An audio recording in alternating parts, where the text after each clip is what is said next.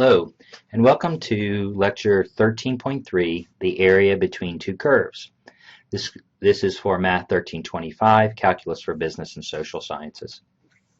So in our previous lecture, we looked at the area under a curve, and we found that we could estimate this area by creating a bunch of rectangles. And then we also found out that the integral over that curve also gives us the area under it, which is kind of an interesting thing. Sometimes we want to calculate the area between two curves. Okay. So notice here, if we look at this kind of diagram, it becomes pretty intuitive. That as long as we have the same domain. So here we have y equals f of x, and we can see the area under this is going to be the integral from a to b of f of x. We have a lower curve, which is g of x. We can see y equals g of x, so the area under g of x is going to be the integral from a to b of g of x. So if we want the area between these two curves, well, then it's simply the difference, right? Because if we take this first area minus the second area, which in the last diagram you now see as y, we get the area between the curves. This is very intuitive. I don't think it takes rocket science to see this, and so it's pretty straightforward for us to solve, and maybe today's lecture will be pretty good. Now there are some nuances and some typical mistakes we make, so let's look at some of these. So this is just giving us that formula. Notice it's saying that f of x is the function above, or the higher function, so that on this interval, f of x is either equal to or greater than g of x on that entire interval. So we take the upper curve minus the lower curve over that interval. Later on, we're going to see some problems where it switches sides, so we're going to have to do multiple integrals. All right. So this says find the area of the region bounded by y equals x squared plus 4, y equals x equals 0, and x equals 3. So this is really giving us the boundaries all the way around. We have our domain here, x equals 0 and x equals 3.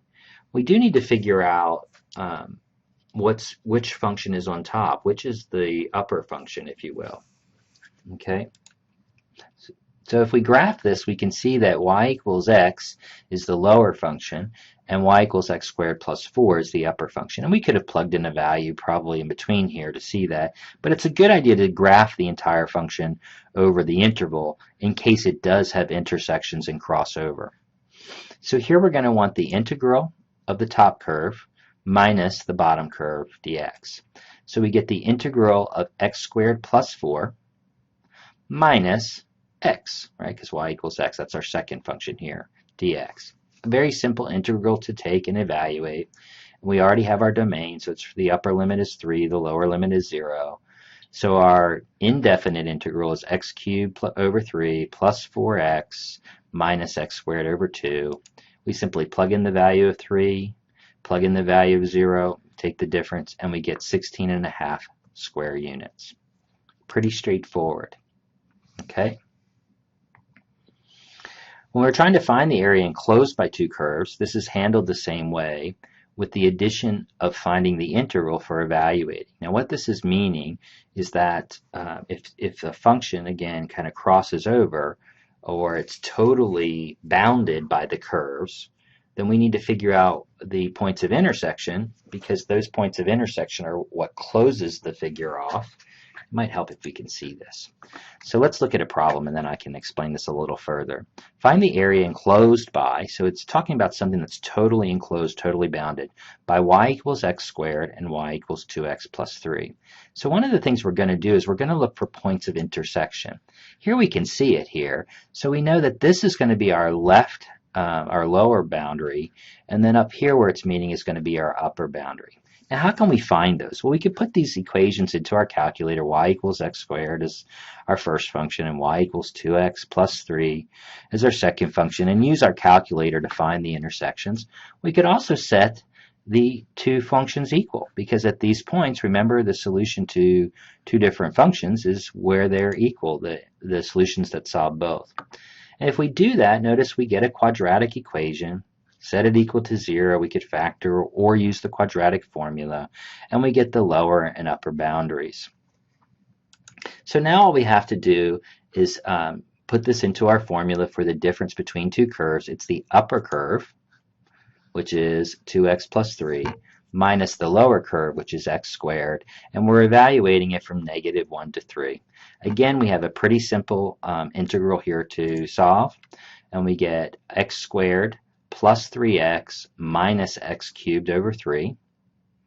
Again, you should be able to do these integrals now, and if you're not comfortable doing these integrals, that means you need more practice, and so you need to go back into previous sections, go online, etc.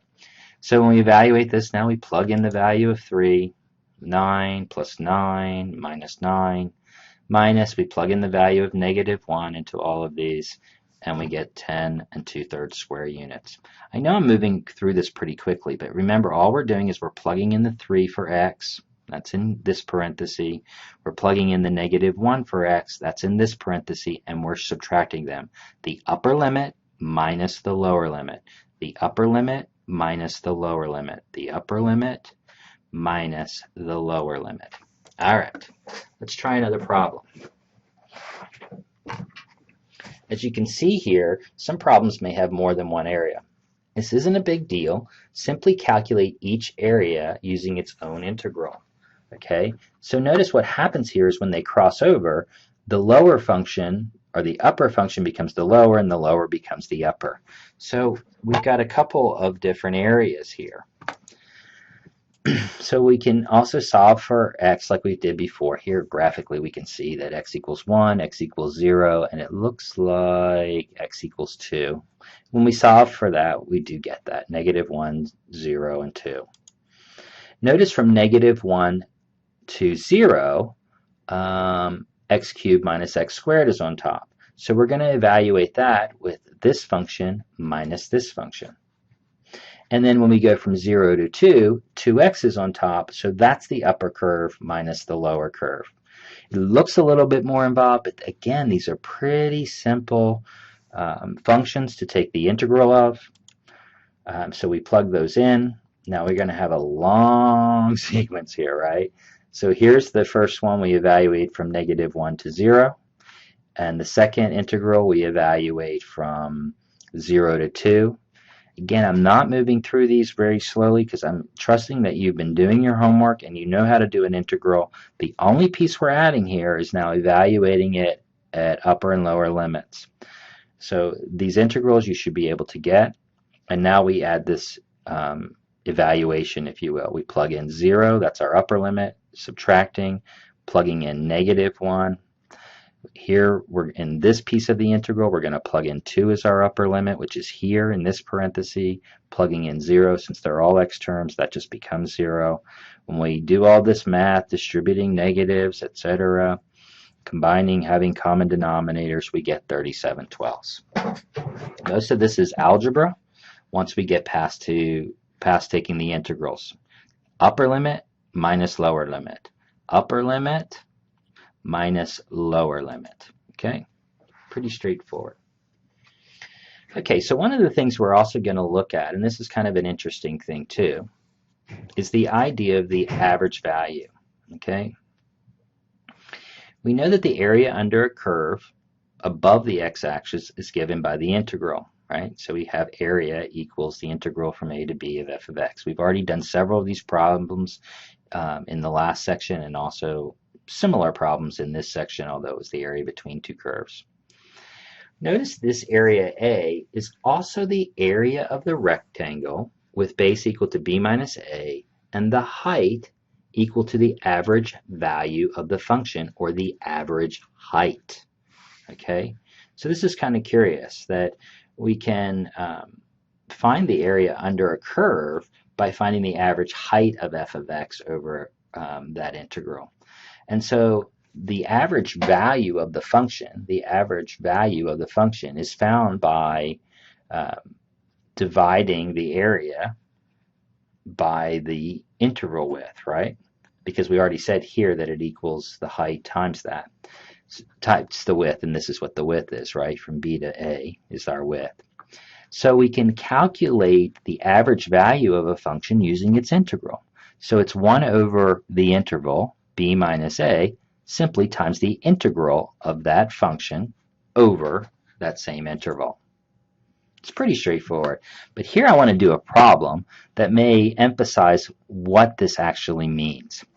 Suppose that the cost in dollars for x table lamps is given by C of x equals 400 plus x plus 0.3 x squared.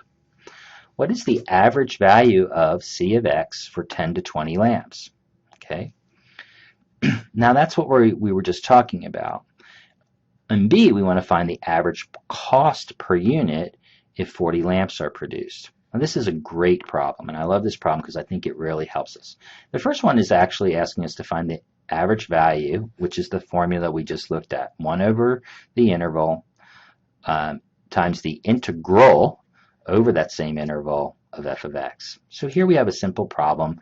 Our interval is from 10 to 20, so 1 over 20 minus 10 of the integral from 10 to 20 of our function, of our cost function.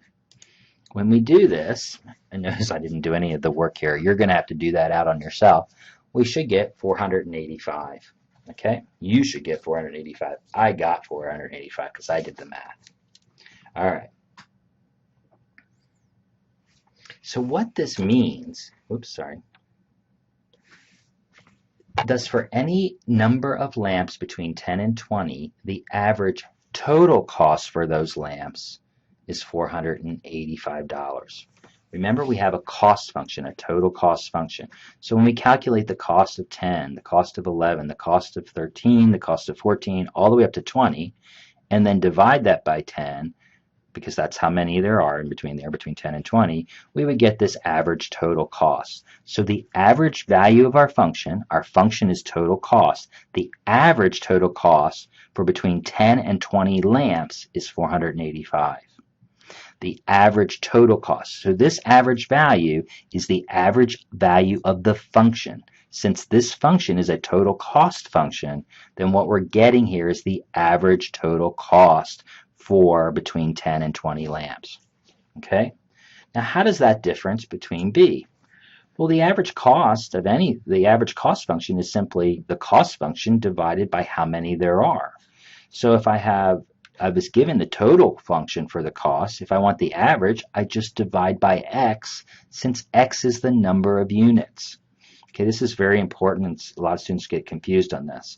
So notice my average cost is simply my total cost divided by the number I'm making, which is that x function, because that's what we said x is, the quantity. So all I do is divide this entire equation by x, so 400 over x, plus x over x is 1, plus 0.3x squared divided by x is 0.3x. Pretty straightforward. We were specifically looking for the average cost for 40 units, so we plug in 40, and notice what we get. We get 23.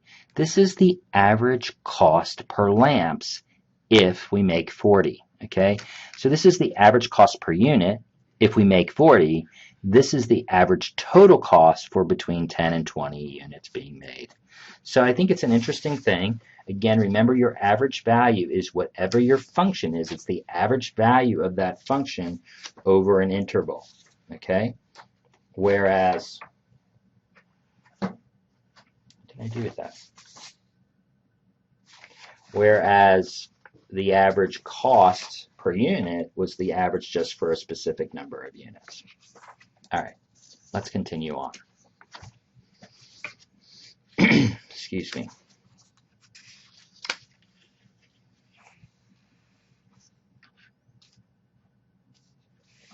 You know what? I think what I've done here is I've got the rest of the last lab. So we are actually done. So I'm going to stop there. And hopefully this video has given you enough to get your homework underway. And this is pretty straightforward. It builds from the last lecture, and you should be good to finish all your homework for this week. Thank you.